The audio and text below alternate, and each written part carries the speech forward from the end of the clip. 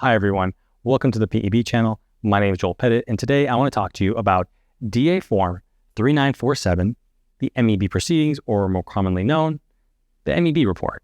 Why am I doing this? Because I've talked about IMRs, impartial medical reviews, and MEB rebuttals, but I haven't really talked to you about what's contained in that MEBR, because that's what you're rebutting, or that's what you're asking the independent doctor in the IMR to look at.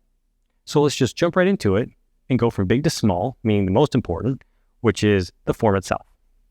On the first page of the DA Form 3947, you have your title, biographical information, then you have all the way to the left, diagnosis column, then you have the approximate date of which you incurred or the injury happened. After that, you have whether or not it meets retention standards. After that, you have, is it EPTS, meaning existed prior to service? And if it is existed prior to service, the farthest right column is it permanently service aggravated? So that's the first page. Pretty straightforward. Second page, that has your general information of, do you actually get to see the form? Meaning the MEB report, who gave it to you, your PEBLO. So it's very general.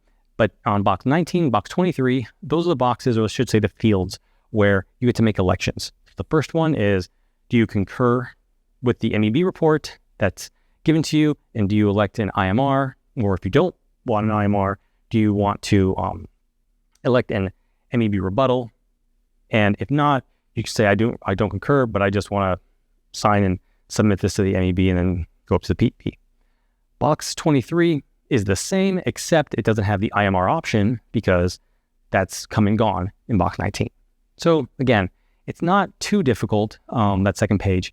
And also, the wonderful thing about the MEB rebuttal is it says on the option, I do not concur, I want to submit an MEB rebuttal, and it says in big bold letters, you have 7 calendar days to do so. So at the end of that 7 calendar days, you have to submit your MEB rebuttal. Pretty straightforward. It doesn't say that about the IMR, but that's timeline for the IMR, meaning you have 5 days, calendar days, to initially review the narrative summary, the MEBR, and at the end of that 5 days, if you say I want an IMR, you have to turn in your either a statement, a letter, a brief, a memo, or you can submit nothing and still elect an IMR. The problem is the IMR doctor won't know where to look because he or she doesn't know what issues you have because you didn't tell that person. So that's why the IMR is not just an election. It can be, but to make it effective, it shouldn't be. However, that is not the case if you elect an MEB rebuttal, either in 19 or 23, because it says right on there, you have 7 calendar days and you must submit a rebuttal, because a rebuttal by definition, if it's being submitted, must be in writing. So they do not tell you it has to be a memo, it has to be a brief, it has to be a letter, it has to be a statement, or a book, a novel, a novella. They don't say anything like that. So it's whatever form you really want to do. However, that is the time frame, and it's in big bold letters. So it should not escape anyone who's looking at this document what the time frame is. Now again, let's get back to the next portion of this report. It's not just the DA Form 3947. Attached to that too is the narrative summary. The narrative summary is the results of the MEB doctor reviewing your records, your treatment, and their opinion of your current functioning status, meaning medically, and then your not only your prognosis or diagnosis, but your prognosis for the next 36 months. So that's a huge deal, meaning, do they think you're going to get better? Do you think they're going to get worse? Do they think you're going to stay the same? This is a big deal, especially if you go up to the IPEB or FPEB and and the PEB says, okay, unfit more than 30 or greater percentage points, and they put you on the temporary disability retirement list. That prognosis and that timeline is vastly important when it comes to determining PDRL or TDRL.